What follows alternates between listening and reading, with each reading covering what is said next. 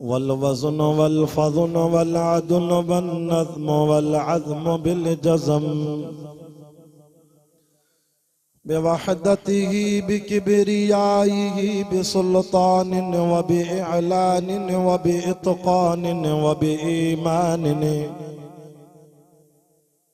व बयानिन फ़ी फ़ुरक़ान।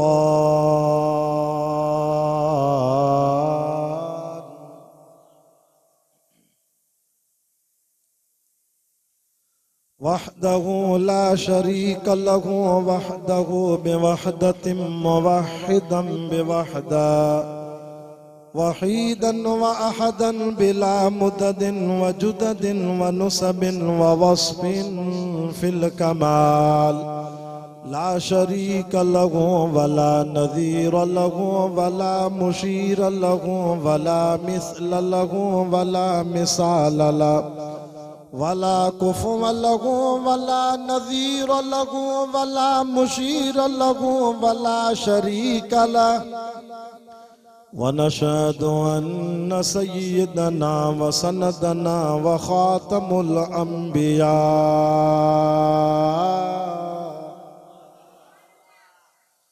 फ़क़द क़ाल अल्लाहु तबारक व तआला फ़िल क़ुरआनिल मजीद वल फ़ुरक़ानिल हमीद।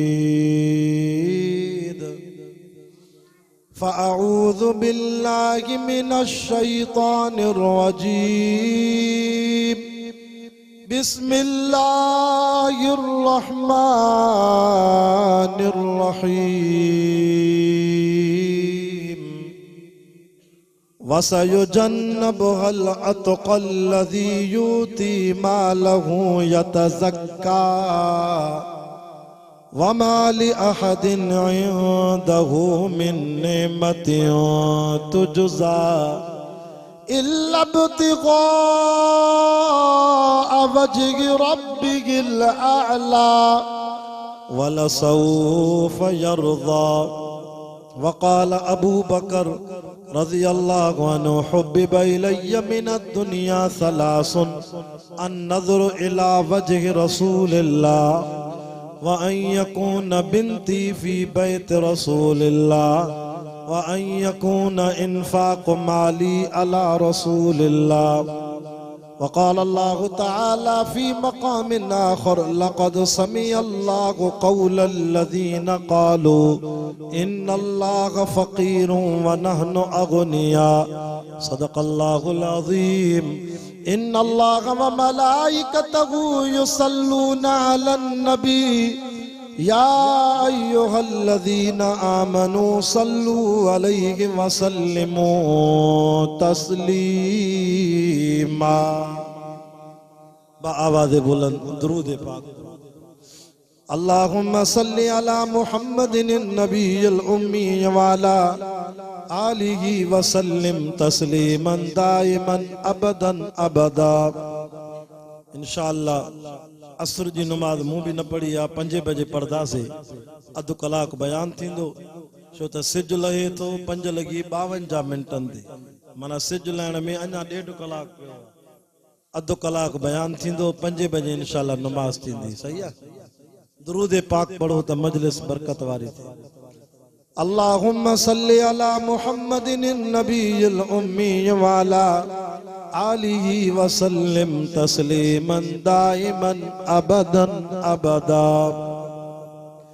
अबू बकर सिद्दीक के अक़वाल से फूल बनते हैं।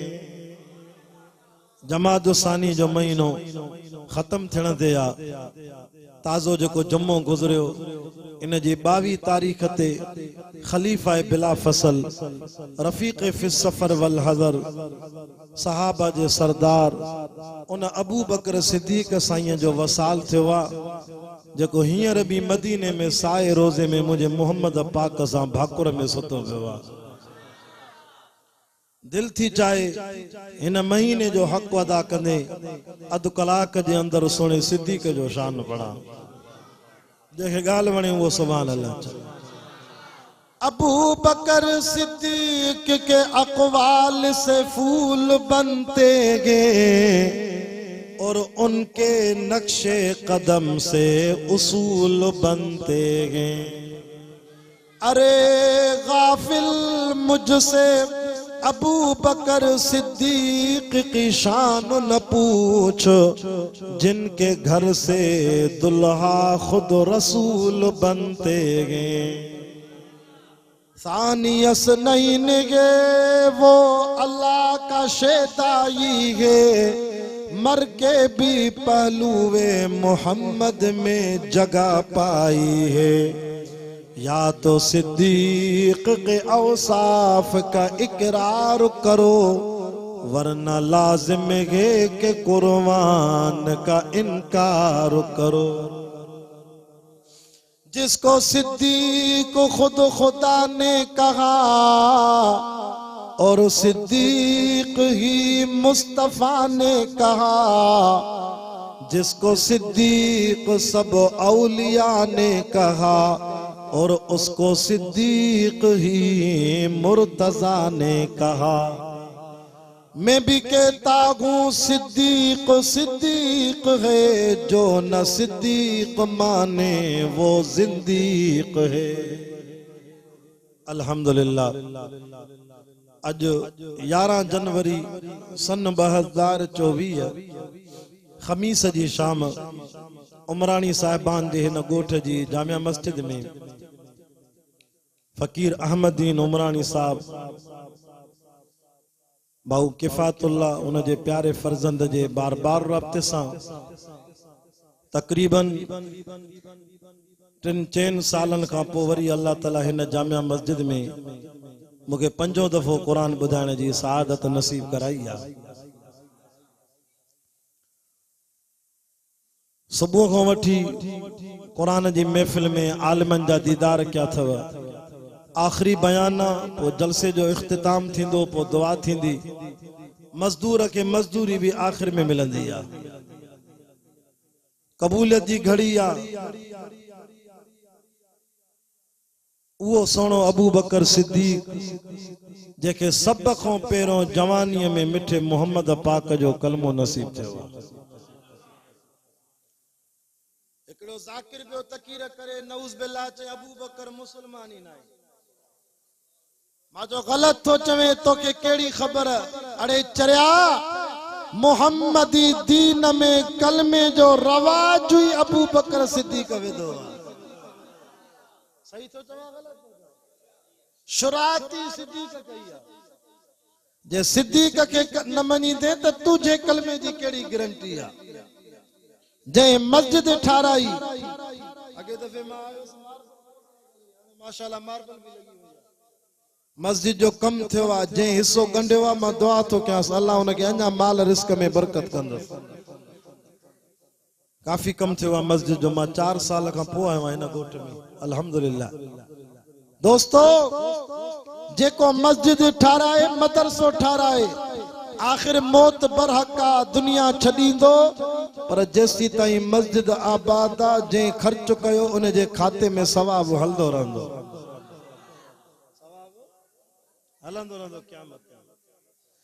त अबू बकर सिद्दीक पहिरों कलमो पढ़ियो आहे। क़यामत ताईं जेके भी मुहम्मदी मुसलमान कलमो पढ़दा सभिनी जो कलमे जो सवाब सिद्दीक जे खाते में हलदो। अल्लाह अकबर कबीरा। अबू बकर जी सदाकत जो हिकिड़ो वाक़ियो ॿुधायां। अल्लाह भी गवाही ॾिनी त अबू बकर सच्चो आहे। मां खुतबे में आयत पढ़ी लक़द समी अल्लाहु क़ौलल लज़ीना क़ालू इन्नल्लाह फ़क़ीरुन व नहनु अग़निया।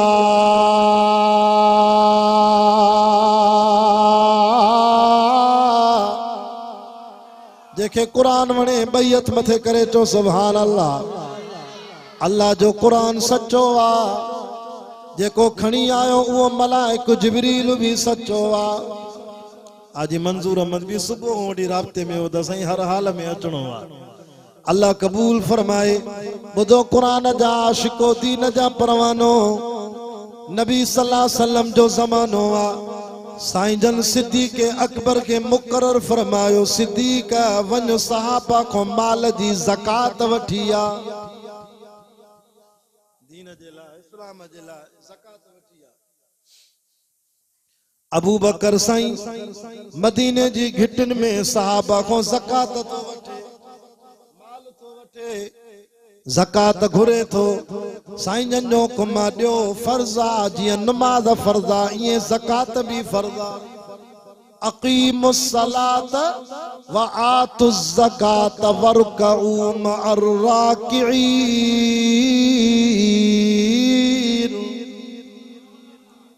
ज़कात 12 महीने साल में 12 महीने तव्हांखे ॾियणी आहे 100 ते 2.5 रुपया ऐं 1000 ते 25 रुपया अरे चांहि जो कोप भी 70 रुपया थी वियो आहे अधु कोप भी 12 महीने न ॾींदो अल्लाह जे नाले ते 1000 ते 25 रुपया अल्लाह एॾी वॾी टैक्स न रखी आहे रब साईं ज़कात फर्ज़ अथव फर्ज़ रब छा थींदो ज़कात कढण सां हाणे 2-3 ॾींहं बचा आहिनि मथो महीनो ई ज़कात वारो अचे थो रजब जो महीनो इनखे हज़ारी महीनो चवंदा आहिनि ज़कात वारो महीनो हाज़े वमा आतईतुम मिन ज़कातिन तुरीदून वजह अल्लाह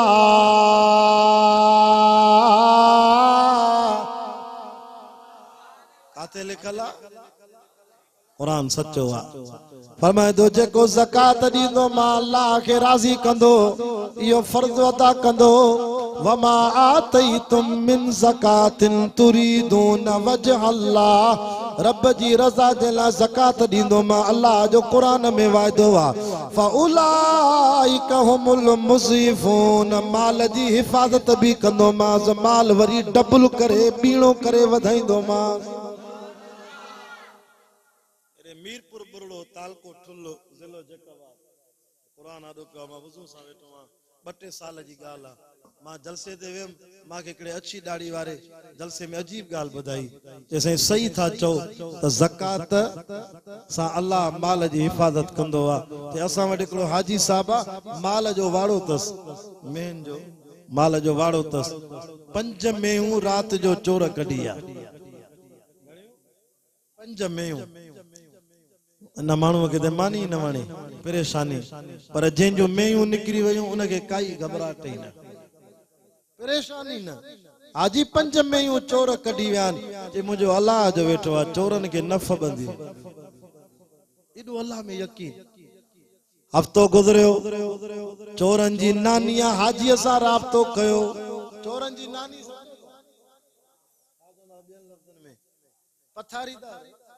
पथारीदार चोरनि जी नानी पथारीदार चोरनि जी नानी राब्तो कयो हाजी तुझूं 5 मेयूं महफूज़न पुलिस खे न ॿुधाए मां विच में आहियां चोर चवनि था 7 लख 8 लख हाजी ॾे त तोखे मेयूं वापसि ॾींदासीं हराम जो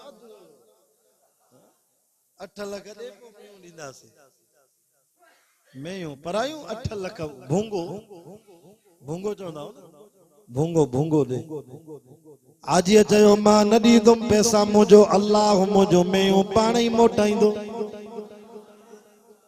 व अलल्लाहि फलियतवक्कलिल मोमिनून मोमिन जी तवक्कल यकीन भरवसो के में अल्लाह में वरी हफ़्तो गुज़रियो वरी चोरनि चयो त हाजी जे एॾो पको आहे त 3 लख माफ़ था कयूं भला 5 लख ॾे 5 मेयूं काहे माण्हुनि जो हाजी ये चोर भला थी जेके 5 लखनि में 5 मेयूं मोटाए खीर वारी में 2 लख 2.5 लख असांजे पासे 3 लख भी में हले थी खीर वारी वरी सुठी में 3 लख 3.5 लख क़ीमत आहे हाजी मोटा हाजी जमा न ॾींदुसि अल्लाह पाण ई मोटाईंदो मुंहिंजो अल्लाह में यकीन आहे वरी हफ़्तो गुज़रियो चोरनि चयो जे एॾो पको आहे त पोइ 2.5 लख ई ॾे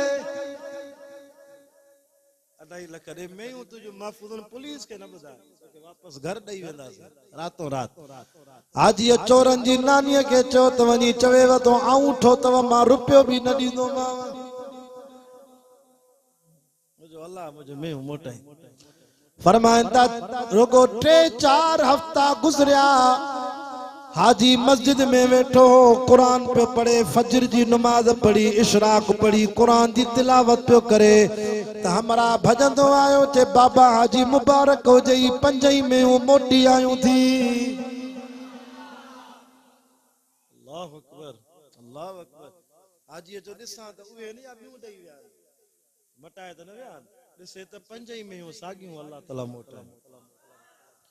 माण्हू मिरी विया ॻोठ वारा सभु गॾु थिया मीरपुर जे इलाइक़े वारा। हाजी ॾे ख़बर भला कहिड़े मुला खां तावीज़ करायई केड़े को पीर फकीर को धागो कराई जो चोर 5 में मोटी ॾई आया। हाजी तो चे अल्लाह जो कसम मां कोई तावीज़ न करायो वा वॾे में वॾो तावीज़ हुई अल्लाह जो कुरान आ। जे हिन के छॾियो आ उहो धिका खाईंदो। मुंहिंजो तावीज़ कुरान आ। चे छा कयो थी चे मां कुरान ते अमल कयो आ। अल्लाह साईं जो चवा त जेको ज़कात कढंदो उन जे माल जी हिफाजत भी कंदो मास माल बीणो भी करे दींदो मास। बस रात जो बरकत नफल पढ़ी पोए टाइम ते अल्लाह रहमत खणी ईंदो आ दुनिया जे आसमान ते। पो सजदे में रोई करे चोमास मौला चोर ॾाढा न आहिनि तूं ॾाढो आ। ओ रब न फरियाद कई थमा इन पुलिस के चो थमा मांगे पुलिस में आसरो ना है तो में आसरो आ। ओ रब तू भी सच्चो आ तुझो नबी मोहम्मद भी सच्चो आ। रब तुझो कुरान भी सच्चो आ। जडी को मां हाजी के होश आयो आ के भी साल मां ज़कात पूरी पूरी कढिया मां विञाई दो ना आया। रब मां तुझे नाले ते ज़कात को अञा मथे माल खैरात भी दींदो आया। मदरसन के मस्जिदन के गरीबन के मिस्कीनन के फसल जी ज़कात सोन जी ज़कात माल मोजे का खीर जी कमाई थी अचे साल साल में उन जी ज़कात भी दींदो आया। या अल्लाह पो मुझ में यूं छो निकरी वयो तू भी सच्चो आ कुरान भी सच्चो आ मोहम्मद भी सच्चो आ। बस पो अल्लाह के रोई इए चोंदो न के पीर फकीर दे वयम न के धागे दे कढ वयम बस कुरान ते यकीनो अल्लाह ते यकीनो। चोरन के में यूं न फबियूं 5 में पान घर मोटाए दई विया। मानन जो हाजी भला चोरन जी नानी को पुछ त चोर छो भला था जो में मोटाए दई विया। चेवा पुछा कई आ चोरन जी नानी चयो त चोरन के रात जो निंड न पी अचे पेट में सूर फतकन पया या पकड़ केंदी ए जड़ी तुझ मेयूं खोले तुझे गोठ दे काए चंद सूरी खत्म दवा दारू करान पर सूर न वने ये फतकन पया बिस्तरे ते खट ते अल्लाह जी पकड़ आई 5 में बिना भूंगे जे घर मोटाए दई विया। या थी ज़कात जी बरकत तो इंशाल्लाह असा भी कढंदा से घर घर सोन तव चांदी तव आलिमन को हिसाब कराए पूरी ज़कात कढो अल्लाह जो कसम सैयद जो हथ कुरान ते आ सोन अञा वधी वेंदो। जेको ज़कात न कढंदो अल्लाह के 3 तरीका ॿिया भी आहिनि कढण जा। रब केड़ा चे एड़ी बीमारी दींदो मास अस्पताल में दाखिल कंदो मास हज़ारन जी जाइ ते लख भी लगी वेंदो। ज़कात न कर दो तो या तो पुलिस के हवाले जेल में या तो कोर्ट में कूड़ा केस लगंदस बीणा पैसा निकरी वेंदस। ज़कात दींदे तो आयल मुसीबतूं भी टरी वेंदई। अल्लाह माफ करे शल रब रहम करे। अबू बकर सिद्दीक जी गाल पई हले ज़कात पियो वठे हिकड़ो काफर बदबख्त अबू बकर सिद्दीक के दिठई तो ज़कात जो माल तो वठे तो गुस्ताखी कहे नऊज बिल्ला केड़ा लफ्ज चे मुसलमान जो अल्लाह नऊज बिल्ला ये लफ्ज मुझी जुबान ते अचण जुगाए न था पर गाल वाक्यो वा तडी तो बुधाया। जालिम चयो त मुसलमान जो अल्लाह फकीर थी वियो आ सुनो थी वियो आ हाणे असा को तो ज़कात वठे असा आसूदा थी वियाऊं। जरे अल्लाह जे शान में गुस्ताखी थी अबू बकर सिद्दीक के कावड़ाई ठका करे उन काफर के चमाट है चमाट बेड़ी है जो ये कनन में फुकट निकरी है ये गिट्टो गाड़ो थी वेस ये गिट्टे के हथ दई सिद्धो भजंदो आयो काफर नबी सल्लल्लाहु अलैहि वसल्लम मुजो साईं साहब असा वेठो आ काफर पोतो ओ मुसलमान जा नबी तुझे यार अबू बकर मा के ना कुछ चमाट हैया ता जो कुरान तो चवे त अदले जो बदलो आ अल कत्ल बिल कत्ल वल अनफ बिल अनफी वल उज़ुन बिल उज़ुन वसिन्न बिसिन्न वल जुरूह क़िसास। नक जे बदले में नक, कंहिंजो कनु कटबो त बदले में कनु, दंद कटे त दंद कटबो, मुक हणे त मुक हण बि, चमाट हणे त चमाट हण बि।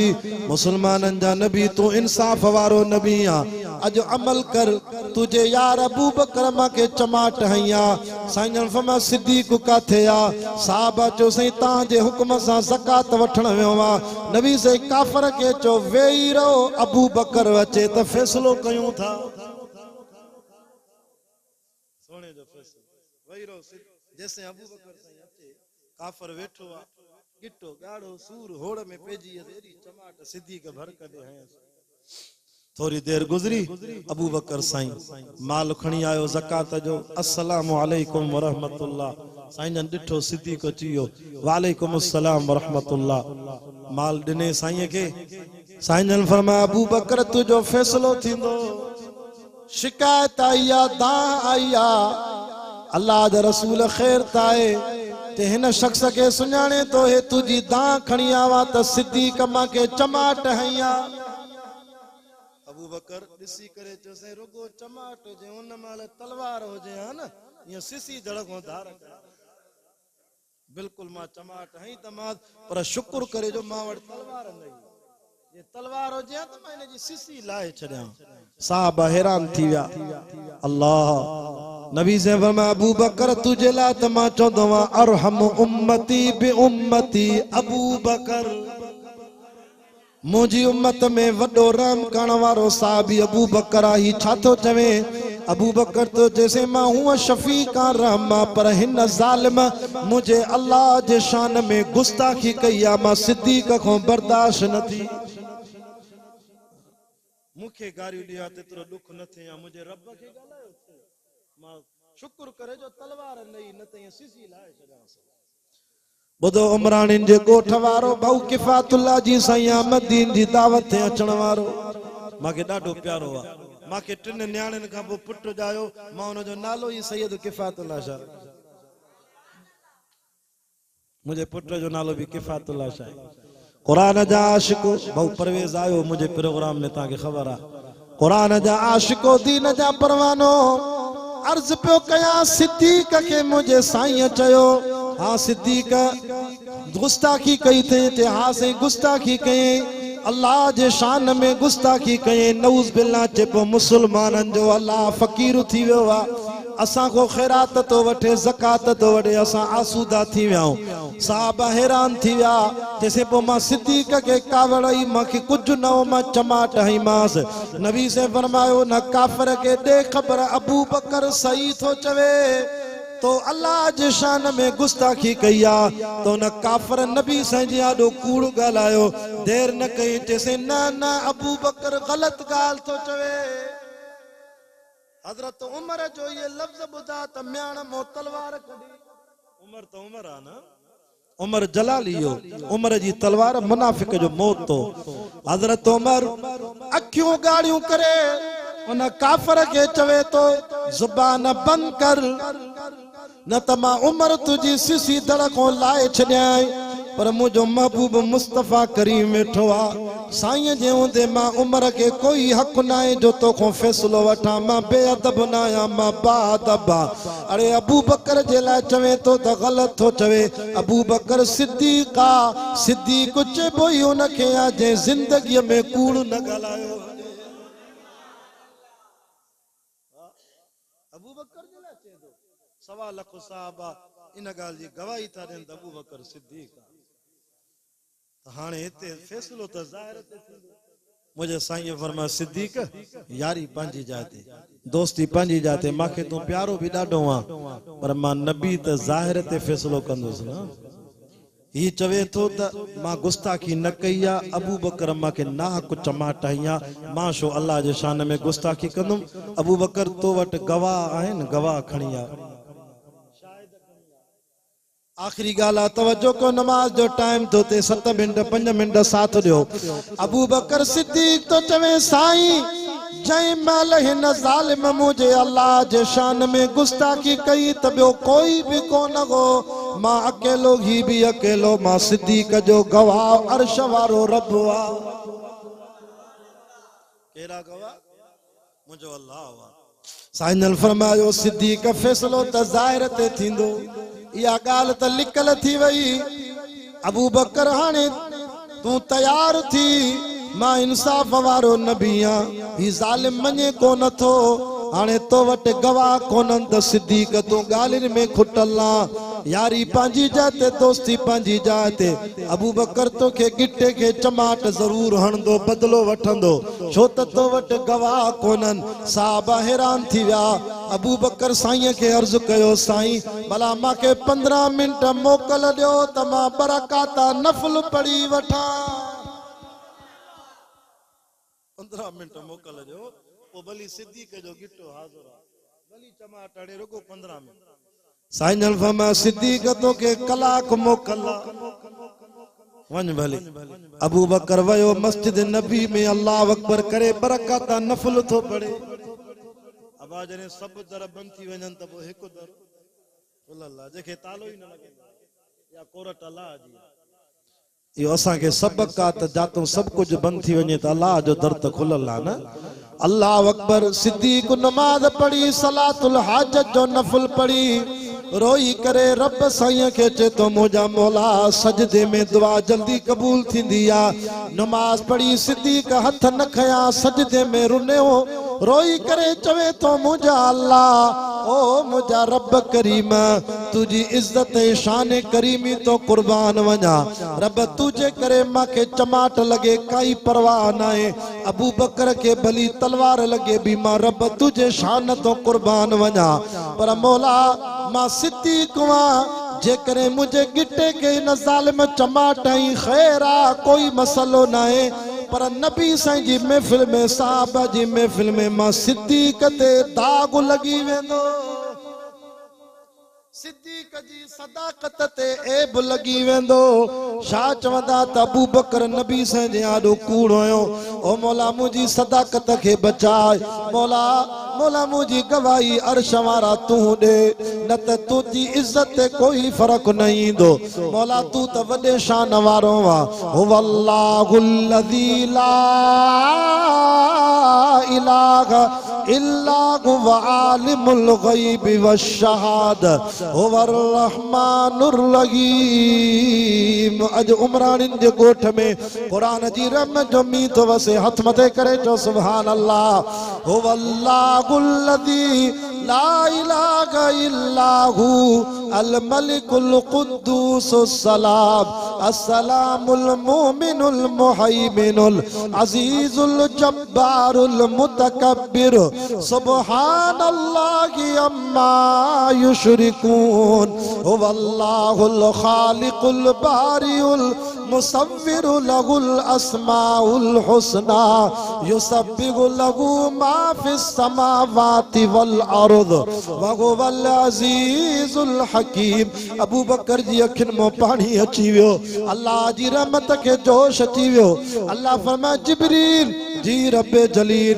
वन मुझे मुस्तफा के चो नबी फैसलो मा अर्श वारो रब थो कया कुरान जी आयत लथी जेका मा खुतबे में पढ़ी लक़द समी अल्लाह क़ौलल लज़ीना क़ालू इन्नल्लाह फ़क़ीर व नहनु अग़निया चौथे सिपारे जी सूरत आल इमरान जी आयत लथी ओ मुझा हबीब ही काफर कूड़ो वा सिद्दीक सच्चो वा हिन ज़ालिम मा रब जे शान में गुस्ताखी कईया तेंजे करे जरे या आयत लथी नबी से सद कयो अबू बकर खुशी में उथंदो आयो काफर जो डिठो त मुझा पोल पदरा थिया त बीठो ही न टिट दई भगो वठी उमर तो चे बी तो के बदलो देऊ काफर भजियो मता मुसलमानन जा नबी माके मसा साहबा माके मारिन अबू बकर जी सदाकत जी गवाही अर्श वारे रब जी अबू बकर के न गलाई जाए मता अल्लाह कब्र में शिकिल न फिराए छड़े अबू बकर अज भी मोहम्मद जे भाकुर में सुतो वा असा अली जा भी नौकर हूं अली साईं हिकड़ी रात सुतो वा साई चादर जेठो नबी जे बिस्तरे ते अबू बकर के 1400 साल थी विया हाने भी हुजूर जे साए रोजे में सुतो असा इनन जा गुलाम हूं तो मुझा दोस्तों अबू बकर माल दिनो, अबू बकर जान दिनी। हे नुक्तो भी वठी वन। मां चौंदवा हिको खलीलुल्लाह आया, बो खलीलुर रसूल आ। खलीलुल्लाह इब्राहिम अलैहिस्सलाम के चेबवा अल्लाह असें के तन मन धन दिने, पो अल्लाह खलील चेस तो मुझो यार आ दोस्ता। अबू बकर तू भी तन मन धन मुस्तफा ते घोर कयो। नबी से जो तू खलीलुर रसूल आ, छो त खलील इब्राहिम नार में जान दिनिया, अबू बकर तू गार में जान दिनिया। होना नार में जान दिनिया और अबू बकर वरी गार में जान दिनिया। अबू बकर जी झोल में 3 ॾींहं मुस्तफा सुम्यो, इए पे चमके जिए ता जे जलसे में कुरान थो। अबू बकर बोचे मौला भले में भलो कारी 3 ॾींहनि में कुरान जो खत्म कर दो आ। मुझी झोल में मुस्तफा के 3 ॾींहं सुमार मां भी वज़्ज़ुहा जे चेहरे जो खत्म कडी वठा। अल्लाह ताला कबूल फरमाए। अल्लाह तांजी हाज़िरी कबूल। भाऊ किफ़ातुल्लाह चे तो ॾाढी बीमार आ, उन जे लाइ भी दुआ घुरो। अल्लाह ताला शफ़ाए कामिल आजिल अता फरमाए। अल्लाह इन जलसे के पांजी बारगाह में मक़बूल मंजूर फरमाए। जिन जिन चंदो दिनो खैर में हिस्सो गंढियो, भाऊ किफ़ातुल्लाह सां हाजी अहमददीन सां, अल्लाह उन्हनि जे खैर के कबूल फरमाए। अल्लाह इन मस्जिद के आबाद फरमाए, मदरसे के आबाद फरमाए। मुझा मौला असांजो कमी कोताहियूं माफ़ फरमाए। उहे कम करा जिनते तू भी राजी, तुझो रसूल भी राजी। इन मदरसे मस्जिद जो रहल कम आसान फरमा। या अल्लाह बीमारन के शफा दे। या अल्लाह असांजे जिस्म में खोड़ बीमारिन तू ही शफा दींदो आ। मौला असांखे शफाए कामिल आजिला दे। या अल्लाह आखिरी वक्त हुजे भी असांजो खात्मो कलमे ईमान सां नसीब फरमा। सुब्हान रब्बिक रब्बिल इज्जति अम्मा यसिफून व सलामुन अलल मुरसलीन वल्हम्दुलिल्लाहि रब्बिल आलमीन। जिनके वज़ू न